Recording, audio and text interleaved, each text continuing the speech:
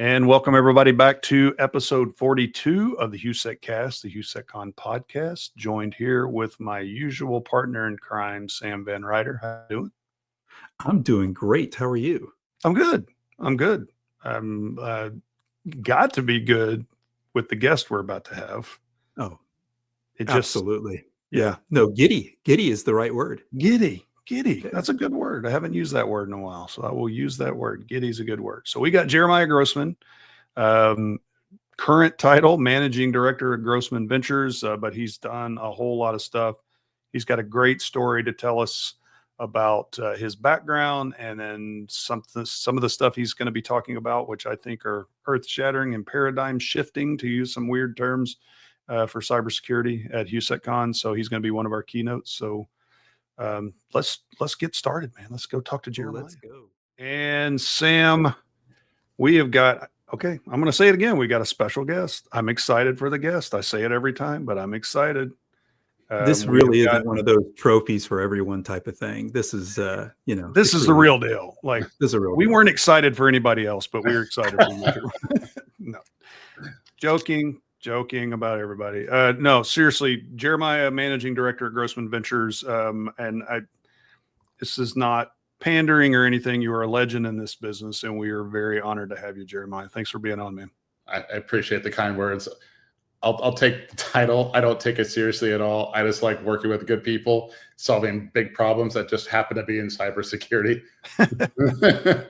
Yeah, I mean, and I can attest that's true. I've known you for a long time. You've always been very humble, been very easy to talk to, but you have done great things, and you've really contributed great things to the cybersecurity community, which affects everybody in the world. So we really do appreciate it, and glad to have you on here. So. Thank you for saying so. And spoke at the first HOU.SEC.CON. That is true. And could be coming back for our 15th year. If I'm not, I have to cancel some plane tickets. Well, no, you are coming out. We're going to talk about that here in a little bit, but I do appreciate you rejoining us for that this anniversary edition of HOU.SEC.CON. I'm excited to have you out. So, excellent. All right. Well, we're going to talk about you and to you here in a little bit, but as usual, all of our regular listeners and watchers know that we talk about HOU.SEC.CON first, because that's kind of what we're here for at the HOU.SEC.Cast. All about value to the community and all about HOU.SEC.CON. So let's talk about it. So first off, we have got the user group coming up. So for those of you who are listening to this podcast, it is going to be tomorrow. Tommy Todd's coming down from Dallas on May 29th. And if you're watching this, you missed that one, or maybe you didn't miss, maybe you were there, but the video is coming out after the audio.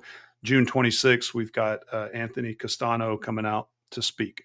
So that, as usual, is a free event. Register, you come out, get a happy hour, get some good discussion, meet a bunch of your peers, get some good food, get the great talk. It's a great crowd. It's growing, and it gets more and more lively every time. That's down at the Neutrality Data Center downtown. Please join us when you can. Sam, there is something going on with HOU.SEC.CON right now, too.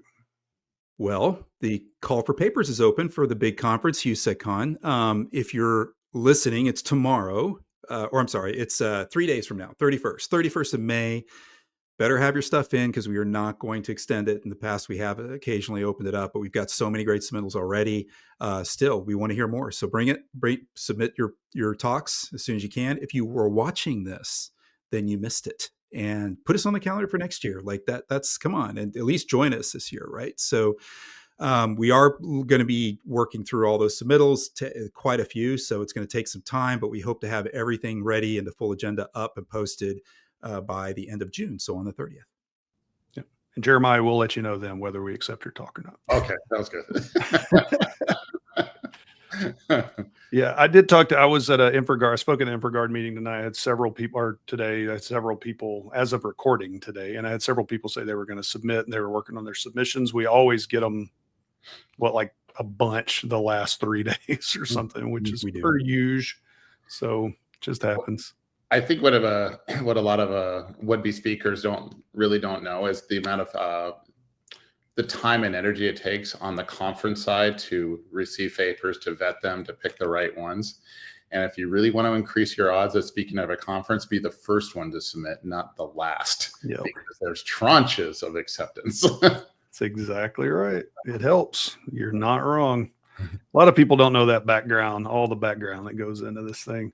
I've given 400 public presentations, so I'm a slow learner sometimes, but that much I've learned. Now you know. So we've also this year, we've talked about this a little bit. We've done a whole podcast on it, but we've got HOU.SEC.CON coming up this year. That's a con within a con, if you will, for high school students, 9th to 12th grade. Really, really stoked about this. We've got a lot of excitement from local schools and even just attendees that come out, they want to bring their kids. So we're excited about that. Tickets are free for the students. If you come by yourself, you got to have a parent or a guardian attending the conference themselves, and that guardian's got to stay there. So if you're coming by yourself, not part of a school group, that is a rule. There are going to be school groups. There's a bunch of other stuff that goes into that, but just reach out to us and find out those logistics. And you can learn more at our website, HOU.SEC.CON/YouthSecCon. And there's a link in there. There'll be a link in the show notes as well. But if you got a kid, or if you're know somebody in a school group that wants to attend, and we can do, I think, groups up in the range of like 15, please bring them out and please sign up and get it there quick, because this is our first year and we're doing a smaller trial crowd. And then next year, if it's good, next year we'll grow it out. So yeah, super excited about that one. And then of course, for the conference, tickets are up, right? So tickets are going up they're going up in price is what I mean, on July 1st. So get your ticket now. Otherwise it's going to go up to $100, I think. And then on September 1st, it's going to go up to 125. So make sure you get your ticket early. This helps us plan for everything in advance. Be sure to get your tickets. I mean, we're probably by far the lowest but highest value conference out there from a dollar to presentation content perspective. So make sure to get your tickets. We also have a bunch of sponsorships still available because we broadened that exhibit hall that we're doing. So there's a lot more there. Be sure to reach out to us at the sponsor wrangler at HOU.SEC.CON.com email address with any questions. And the prospectus will be in the show notes as well. Yeah, we've got a link on the site, so you can just go grab that prospectus. We are almost out of our anchor sponsorships.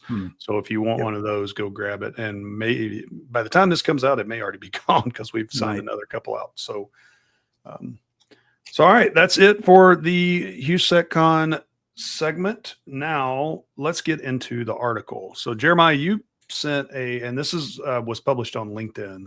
So this was a very interesting article. So why don't you explain to us what the concept is here, why you found it interesting, and then we can discuss. So for a little bit of background and context, so I think I gave the first ever cyber insurance talk at Black Hat maybe 10 years ago. And I thought cyber insurance was going to be a thing. And because I saw some of the numbers going that way, and if it was going to be a thing, eventually the carriers through the insurance claims were going to eventually have the best actuarial data of our industry as far as what works, what doesn't work, the losses, and so on. All the data that we can't get from inside of InfoSec. So I've been following that industry for a while. Daniel Woods, who works for a company called insurance company called Coalition, a very big cyber insurance firm that focuses on the smaller companies, really. So Daniel's from InfoSec, and of course he works for a carrier. So I talked to these guys a lot about what they're seeing in claims, the vulns that matter, and things like that. And of course I asked him Daniel, people like him and people like him, two questions of many questions. But one is, what security controls work and what security controls don't work? Broadly speaking, they'll have some answers for what works, but they're really sparse so far on particular products or category of products that clearly do not work. There might be superficial. So in this particular article, he was looking at because this is not his first one like it. It was looking at perimeter security devices. Do certain perimeter security devices lower the likelihood of claims? And this is important because generally, InfoSec concerns itself with all the things that could or possibly could happen. We concern ourselves with the possible. The insurance carriers only concern themselves what will probably happen. Two completely different worlds. So what the carriers need to know is what are the characteristics of a company and what is the likelihood of claims under those scenarios. So then he puts out his perspective on the data on what he sees in terms of claims and evidence that he has on what is on how effective particular perimeter security devices are. Now we can go into the article, has great data. We can argue about it, talk about it, but he's bringing some evidence and data.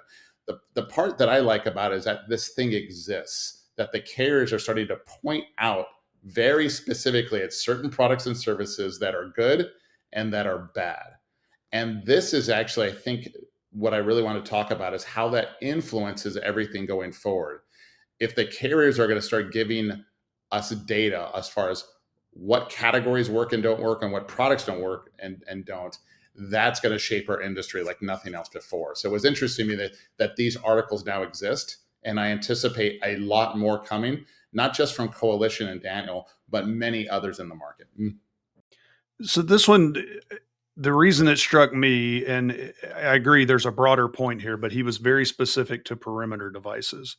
And the point being, one of the points is that perimeter devices, because they are that front gate, and if they have a critical vulnerability that somebody can take advantage of and use that as a stepping stone to get into your environment, which makes sense.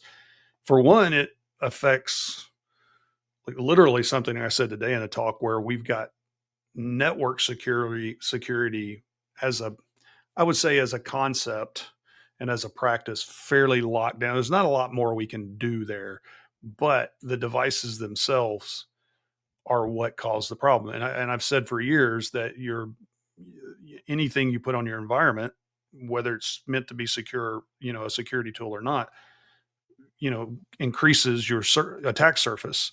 So with something like a firewall that has a vulnerability in it, then it absolutely, they're going to go after it. And we've seen a rash of those from all of the different vendors. I mean, nobody's immune to this. But what got me to point two is like point one of that make is not necessarily wrong. What is wrong is the actual problem is that people aren't good at doing the patching and fixing those things. Now, that being said, there are actual 0 days. It doesn't matter because there's not a patch out for it yet anyway, and they could take advantage of a ton of those before you do get a patch. But it still kind of comes down to we're not doing the things right that we should be doing. Does that make sense? I think yes and no. Okay. I think all the things that we've been doing thus far, all the best practices that we've had as an industry, I think were the best that we could do at the time with the available information. Yeah. Whatever we did right before may not be right now. So for instance, imagine the amount of software and infrastructure we had to protect 10 years ago. We had models to protect those environments at that size and complexity. Roll forward 10 years, now we have cloud, multi-cloud, tenant environments, virtualized containers, and all this stuff. What was right 10 years ago as far as best practices is not necessarily what's right today. So we have to always keep that in mind. Not to mention the adversary has their entirely own agenda. They move around, they're not going to be denied. So what we see in the data right now is that so I literally read all the industry reports from InfoSec, try to find signal in the noise. And I read all the cyber insurance carrier ones, like where the losses are and all those things like that to see what they have to tell us. What we're learning is that in the world now, let's say we take CVEs as one example. There's about 290,000 total CVEs. And as we know, the number of new ones coming out is just rocketing up like 40% annual per year. But what's curious about this stuff is that if you look around and you get access to data, that the number of vulnerabilities that are leading to these compromises, the software exploitation side, is in the hundreds, maybe thousands, not hundreds of thousands. I actually have this sneaking suspicion that we used to have a patch problem or a patch capacity problem. I actually think we might be patching enough vulns, just not the right ones at the right time, because the adversaries have their preferences. I agree with that. Yeah. So, Well, and you both brought up a couple of points that came from me, and they're more kind of questions geared to you guys. I mean, yeah, I mean, and you talk about patches, maintaining the devices, et cetera. And if we're talking about smaller companies, and this is where my other thing goes to the data set, is that data set, if this company is mostly focused on smaller organizations, you know, is the data set as valid for a company that's much larger and has the resources to maintain and for correct architecture, make those architecture changes if needed as the organization changes, things like that? Are those taken into account here? So, okay, so this is a great subject matter to dive into. So for the last 10 years, generally speaking, we've been getting patch notifications out. Then sometime later, weeks of months later, an exploit that takes advantage of that vulnerability will be weaponized, and that's what's used against us. The time frame between patch availability and exploit was in weeks, months, a long time, right? That is now, we're observing that speeding up. So before, the scanning patch race was thus. You find and fix vulnerabilities or find and patch vulnerabilities before the adversary found and exploited them. And you had a certain amount of time to do that. Now that window is shrinking. What happens, like, let's use the word AI, to reverse engineer software. What happens if it reduces down at most weeks, days, or hours? Are we really going to be able to make patching work at scale? And can we patch our environments to a new late-breaking Microsoft vulnerability in days or hours? That's not, for all practical matters, possible.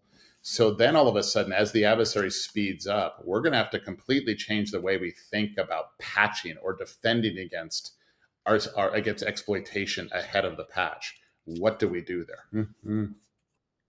So the game changed. The adversary gets faster. This is, yeah. So I think I have an inkling that this is something you might be talking about when we come to your main segment. So let's do a little bit of a pause for our break, and then we'll get into that on the second part of your segment, because there's a lot to talk about in that. All right. So everybody, we are going to take a break. Go read that article. Very good stuff, especially if you want to geek out on some stuff and get deep into the weeds on what's actually effective. I'm very interested in digging more into that data. So, all right, we'll see you on the other side of the break, and then we'll talk to Jeremiah. And hello, everybody. Michael Farnham here, co-founder and president of HOU.SEC.CON. So if you listen to the podcast or watch the podcast, actually, you'll see that there is a new logo up here. So this is the new site that we're launching, CYBR.SEC.Media.com, cyber without the E, because we want to be all cool like that. So go out to CYBR.SEC.Media.com, see what we've got out there. Really excited about this. So this site is going to be, first of all, about rolling up all of the presentations that we've done over the last 15 years. Anything that we've recorded is going to be up there. If you've gone out and seen that, we don't charge for that kind of stuff. We want to have that stuff out there for free for the community. So that's going to have all the roll up over the last 15 years of anything that we've recorded in presentations is going to be out there on cybersecmedia.com. Second of all, we are going to have all of the podcasts that Sam and I do every 2 weeks, any special videos, those kind of things. That'll all be there as well. And then third, what I'm really, really excited about, because we're kind of extending past just the conference, is we're going to have articles and blog posts from various people in the industry, influencers, practitioners, anybody in the industry We're going to have them do some blog posts, some articles. Those will all be on the latest trends. This is not going to be a news site about the latest ransomware or the latest hack that's happening. This is all about providing value to you to help you build your cybersecurity program. So really excited to go out there and put this together for you, for our community, provide that value. If you go sign up for our newsletter, again, that's free newsletter, you will be entered into a drawing to win one of 10 of Robert Hanson's, a signed copy of Robert Hanson / R-Snake. You should know who R-Snake is. His new book, which is AI's Best Friend. You'll get a chance to win one of 10 of those signed copies of that book. So go sign up. Please join us for what we're doing with CYBR.SEC.Media. Very excited about it. All about the community, giving you value, giving you access to a lot of great talks and a lot of great content. That's what we're about here at HOU.SEC.CON. So see you there. Go sign up. Thanks, everybody.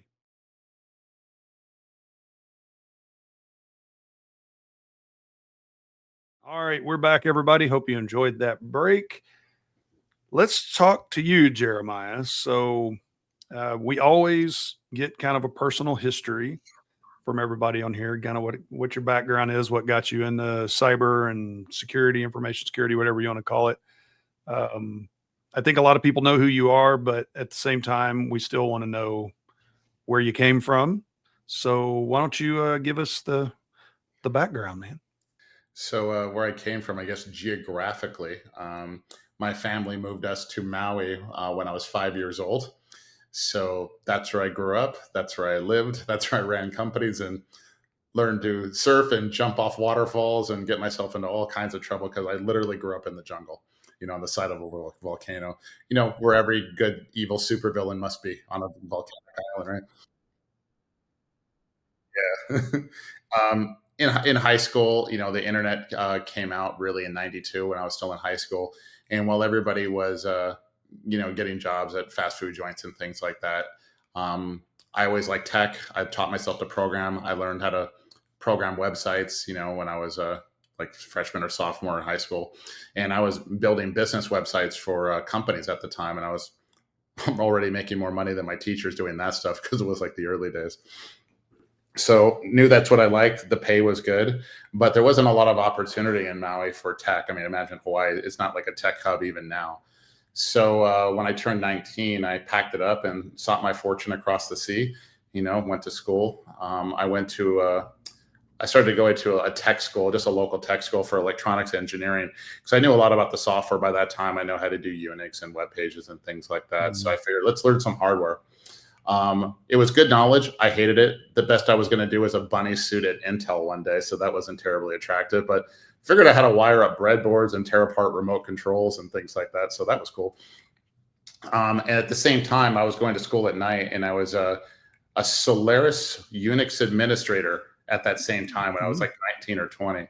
So I guess it's not official anymore, but at the time I was a certified Solaris administrator. Nice.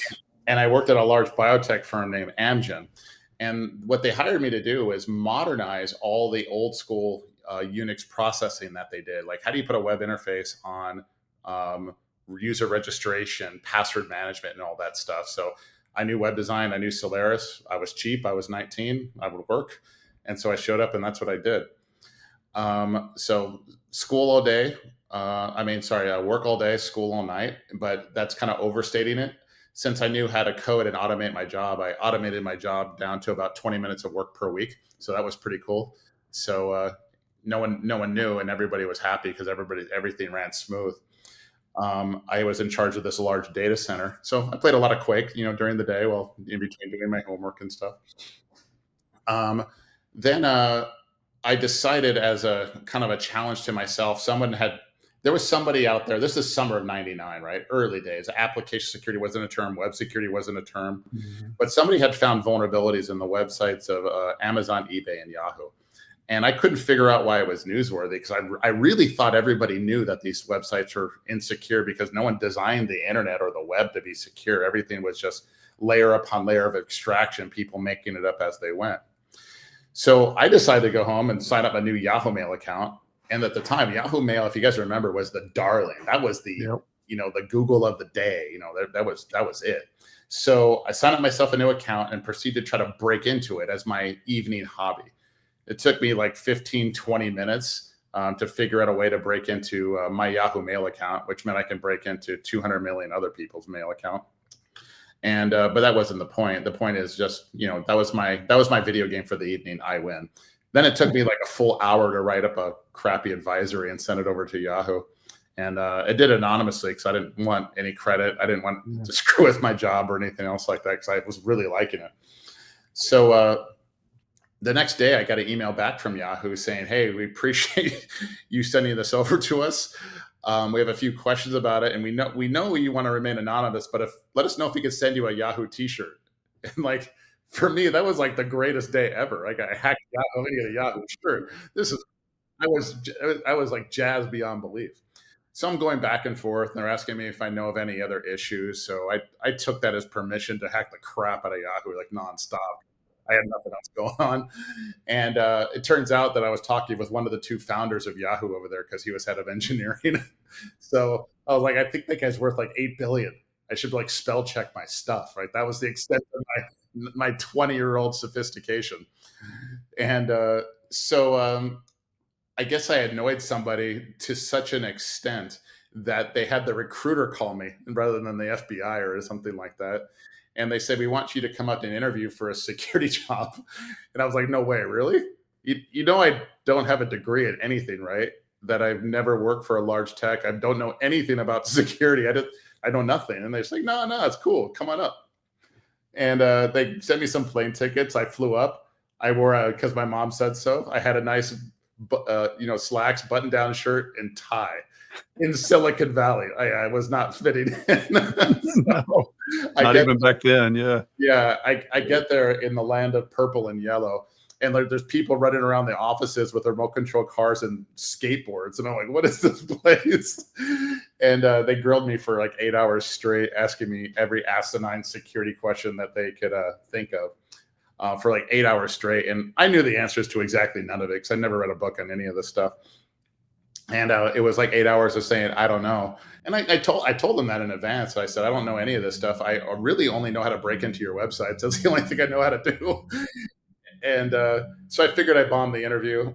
I went back to, I was cool with it. I went back to Amgen. I was going to finish up a EE degree. And you know what? A week or two later, I get a big yellow piece of paper in the mail with an offer letter from Yahoo, offered me triple what I was making. And so that was an easy one. I dropped out of school, quit my job, moved to Silicon Valley, and became the hacker Yahoo. So that's what they put on my business card. So that I got into security by mistake. Hey, we're all better for it, man. That's a great story, though. It's like, I don't know. Here's your offer. Here's your job. Go learn. So that's good stuff. Of course, I get there, right? And I asked my boss, I don't know anything about security. What book should I read? And I'm like around, like I'm learning Perl and stuff, right? And Larry Wall's like down the hall, and the guy that wrote the book on regular expressions is down there. But I'm like, what about the security book? And I'm pretty sure he was playing a joke on me. He goes, you need to read Applied Cryptography by Bruce Schneier. I was like, who's that? I had no idea, right? And I get like halfway through the book like twice, and I'm like, and it's like breaking my brain. I'm like, what is this? And I go to him, I go like, this is really what security is? And he starts dying laughing, like he just played a joke on me. I'm like, Jesus, man. It's like what we do in the Army, the first, the new recruits is like, go find the blinker fluid or the left-handed torque wrench or something like that. So I know a little bit about cryptography, enough to, be dangerous. Enough to make Bruce think you know what you're talking about. Yeah. That's too funny. That's a great story, man. That's good stuff. So what do you guys want to know next? I was going to see if Sam wanted to say something. He looked like he was about to say something, but I was just scratching. Okay. This might be an edit point, or you might want to leave this in, Lauren. I don't know. Well, great personal history. So you're doing new things today. I know you've done a lot of stuff. You started White Hat Security back in the day. You ended up leaving them. I know they sold recently. You did another startup with RSnake. What was that one? That was Bit Discovery. Yeah, that's right. Bit Discovery. So that one is where Tenable. That one got acquired by Tenable. That was yeah, really fast, but it was highly successful, just really fast. That's good though. I did remember y'all starting, and it was like, wait a minute, that just got bought. That was really quick. And these days, you're doing the Grossman Venture stuff. So I think in my mind, what we can do is go ahead and transition over to what you're going to be talking to HOU.SEC.CON, because I think with what you're doing with Grossman Ventures and doing some discovery and all the things that you're doing these days, you've got some unique views of what's happening in the industry. Again, you've already talked about how much research you do and everything. So give us a rundown of what you're going to talk about at HOU.SEC.CON and how that's affecting your insights and what you're doing these days. Sure. The way I think about InfoSec in general is that our entire mission in life is to make sure someone doesn't break into the companies that we're meant to protect. That's it. We're not meant to patch just for the sake of patching, hack for the sake of hacking, strong passwords for the sake of strong passwords. We're trying to keep a criminal of some kind off of our systems. So I've always kept that in mind, that the value of what we do in security has everything to do with keeping the bad guy out, and should they win, to make the pain on the victim tolerable, manageable, survivable. So that means we have to chase the adversary around. We cannot be expected to protect against all possible vectors of attack at all times. So what are they attacking, and how do we counteract them? And this will lead into a mental model that I kind of always had in my head, but never really documented back down. But think about way back in 2001 when we founded White Hat Security, that was focused on websites or web application vulnerabilities. At that time, network firewalls just came into vogue. All of a sudden, the internet was there. We wired a bunch of our networks together and put them on the internet, which meant all of our networks were equidistant from the bad guy. And the bad guys had a field day. You would connect a telnet port, a finger port, FTP port, and hack us to death. So what did we do? We put network firewalls to discriminate against IP traffic. That's what we did.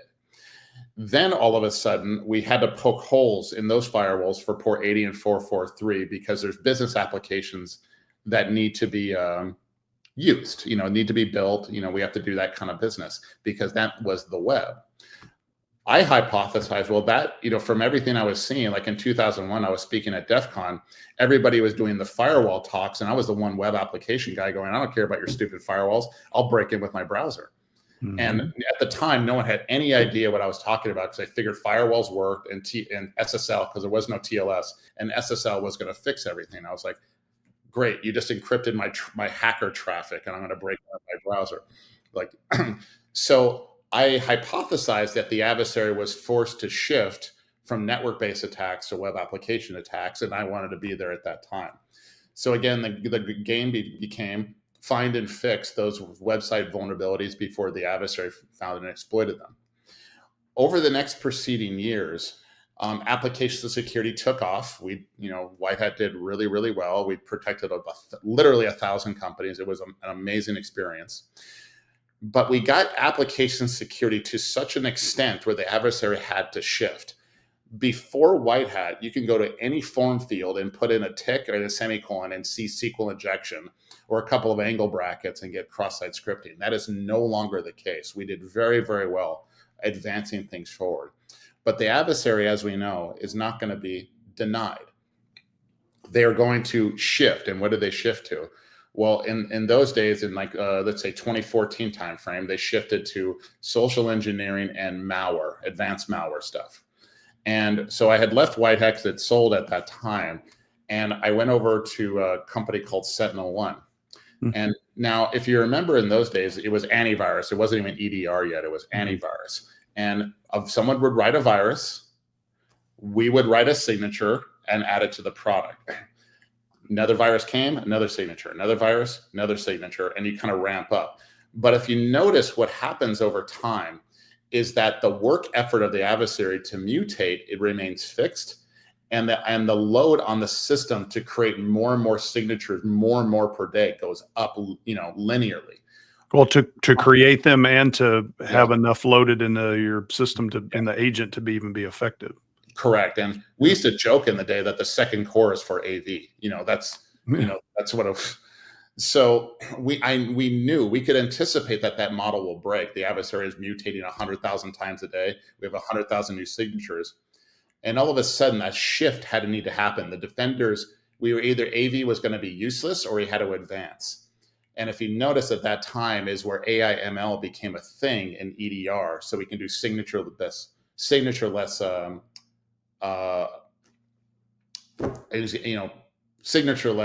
products. So, that's tied up with design. If that works, and it looks like it did, the adversaries will shift again. But what the point is that the adversaries advance, and the defense has to adjust the game to meet their capabilities. At that point, the adversary has 3 doorways they can walk through. They can, in the same vector of attack, they can target another company with the same types of attacks that aren't quite as secure. They could advance up that vector, meaning something beyond what they're doing. They can innovate, or they can change their vector entirely. So before they went to web apps, then they went to malware. Where do they shift to now? And I want to put some structure of that mental model so we can start seeing where we're at in each zone of attack and where the adversary is likely to go to next. So then in that, as you're shifting, so what we saw was also a shift from the file side of things. They basically went to like fileless attacks where there was not something that you could see from a perspective of a file coming across in a signature. You had to use AI ML. So they were adapting there as well. So how do you see that with this same thought process? So, a lot of the vendors went to behavioral, where they would run. That's executing like malware that we've seen before. Let's quarantine that, because a normal running application doesn't try to check shadow copy in Windows and try to disable it. That's not a normal thing. So there's characteristics that malware that aren't the same as everything else. And at some point, the security solution will get good enough where the adversary is forced to innovate. That shift I call a win. Because right now, if the adversary is able to simply scale their attacks without innovation, that's how we know they're winning, when they're able to scale. When they're forced to innovate, that's how we know we're winning. So the entire business model of attack and defense, because the adversary has a business model too. They can't spend an infinite time and money going after any particular target. They want to get after what they're get after. Maybe it's money, maybe it's command and control, or whatever the case may be. So I think we have to start looking at the way we do security in terms of dollars and cents. Like right now, I'll ask you guys, let's say if you think we're right or wrong here. Let's say we want to target a Fortune 500 company. Might it take a red team, any good red team, of 3 to 5 people a week and maybe 50 grand to break in? Would that be fair to say? Okay. So just a handful of guys a week and 50 to 100 grand, and they win. What is a Fortune 500 company spending already to counteract them? It's probably 100x. Yeah. That's the problem. If we inverted it somehow where the defender would spend $1 and then the adversary has to spend 100 to counteract it, then we start winning this game. Yeah. That's how we have to look at things. Well, how do you think that aligns with the shift in, because, and maybe it's kind of behind the times, and what I'm talking about is compliance, like standards. I've seen a shift in standards focusing. They still have the risk stuff, but that's in there, but there's dimensions of maturity and dimensions of resiliency. I mean, does that factor in this at all? Or are you kind of looking into the next iteration of that where it's more about, is there a measurement that you can show in a standard that says it costs them more than it costs me? Yeah, I think I've had my suspicions because, I've played the role of the hacker for, a lot of companies where let's see how hard it is to break in. I've looked at the bounty hunters and how they do it. How hard is it to break in? I've always been very suspicious of the so-called maturity models, because who says that's mature? Like, who says? Why is that mature? I agree they're doing a bunch of stuff that sounds good, but I don't know if it works or not. What data says it works? Did it really increase the time and difficulty for the adversary? Really? If so, show me. I would really like to learn, because I don't, I like to be frugal. I don't want companies to spend a bunch of money and doing a bunch of things that just don't work. That doesn't make me feel good. So I think we're going to see, back to the insurance carriers, what they require. Like, by and large now, all the carriers require MFA and EDR now, because they know that to be effective. Any MFA, any EDR, no. They're going to get increasingly prescriptive. So I think the maturity models and a lot of the security standards, to be relevant, they're going to have to migrate from a control-based approach to an outcome-based approach. Yeah. Maybe we just need 2 controls and we get the same outcome as 10. Maybe that's the case. And I think that's what we have to do now, because we're going to have software and devices and assets coming out of our ears now. Like, here's another way to look at it. Back when I started, when you guys started, there was a ratio between admins, security people, to number of devices they're meant to protect. And maybe it was 100 to 1, maybe it's 1,000 to 1. What is it going to be now? Are we each supposed to protect 100,000 or 1 million assets in the average organization and 1 million apps? Like, we have a scale problem going on here. And I think we have to look at it from a plain dollars and cents perspective. Like, we've called it black hat budgeting. Like, I want to spend $1 and you spend 10. Give me a control that does that. AI. Could be. It could help. I don't know. In certain areas, maybe. Maybe it'll make it more efficient. But this one, like, you guys know all this already, I'm sure, is like phishing attacks just got a lot cheaper for the adversary. Yeah, absolutely. Yeah, so that ratio is hard to meet now, whatever that magic ratio is, our dollars spent to theirs. So we're going to train people to spot bad emails written by AI. Is that what we're really going to do here? Train AI to find bad emails from AI. So. Well, it seems to me we're constantly on our heels. I mean, everything you're talking about, we're always pushed back on your heels, right? And so, if we're always reacting and to address the new things, why aren't we trying to leapfrog and get ahead of those things? And how do we do that? I think there's at least 1 or maybe 2 answers there. Is that it's hard to justify fixing a problem that doesn't exist yet. That's very hard for the business to do.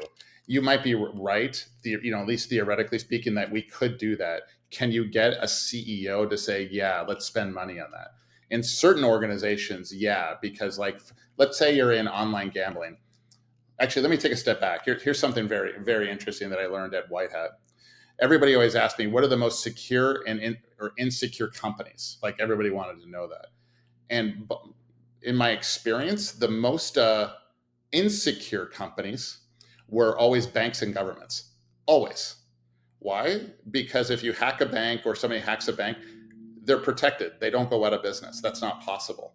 So there's no penalty for failure. Governments, they don't go bankrupt either. So they only have to be so secure, to keep everybody quiet. The most secure ones, again, in my experience, were adult entertainment, right? And gambling. You lose your client list on an adult entertainment website, you're out of business tomorrow. People lose confidence in the game, you're done. Those environments, they might be willing to spend more to protect against a futuristic attack, but most of everybody else is not going to. It's just been my experience. Yeah, I don't disagree with anything you're talking about here. It is a paradigm shift type of mentality. Like, you've got to look at this differently. Like I said earlier, I gave a talk today and I talked about, like, security posture management tools and how they align with a lot of the standards and stuff. Do we get to a point where you don't have to maybe have those posture management tools if you're putting the controls in that make the most difference?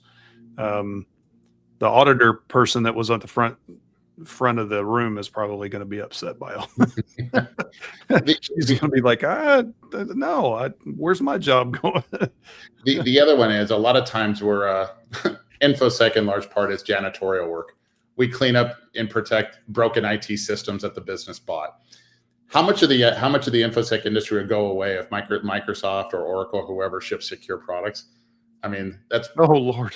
yeah. Well, Microsoft's business would go away because they're their own security business goes away because they don't, you don't have to rely on them to mess things up. So, the cybersecurity industry is probably 230 billion or so in revenue. Yeah. And we're meant to protect insecure software, insecure devices, and things like that. Another way to look at it, if we wanted to effect real systemic change, it's a subject that makes everybody uncomfortable, but it's software liability. Why exactly do I buy a product that then is compromised, causes me harm, and I have no recourse over the vendor? We call that the EULA. Can we imagine a no warranty, no liability EULA being how we operate for the foreseeable future? Can we win this battle with EULAs like they are? Is that even possible? No. It's not our fault. Deal with it. We don't warranty or guarantee anything. I mean, it's just a click-through license agreement. That's all it is. Yeah. And we can bash on the software vendors and like Microsoft all we want, but guess what? InfoSec is the same. How many security companies are warranting what they do also? You're exactly right. So we're all kind of complicit in this stuff. So I'm a big believer in financial accountability as a way to incentivize better outcomes. Yep. Well, look, I'm excited about this talk. It's going to be one of our keynotes.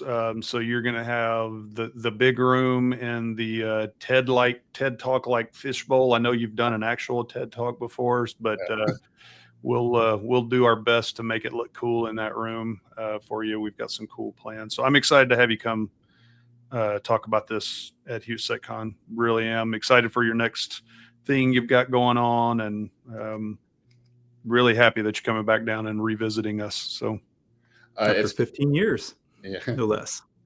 It's awesome. It's my pleasure. I'm delighted for the invite. Can't wait to go back. Hopefully get on stage and say some things that I believe in, but controversial nonetheless. And let's talk about it. I won't be right on all things at all times. It's going to take an army of us to find some of the answers here. And so let's get that conversation going. It's time for a change. I agree. Jer, thanks so much, man. Really appreciate you being here. Really, really do. Have a good rest of your day. Sam, any parting words from you, sir? No, just another awesome speaker in the lineup, right? I mean, this is going to be a phenomenal year. Really looking forward to it.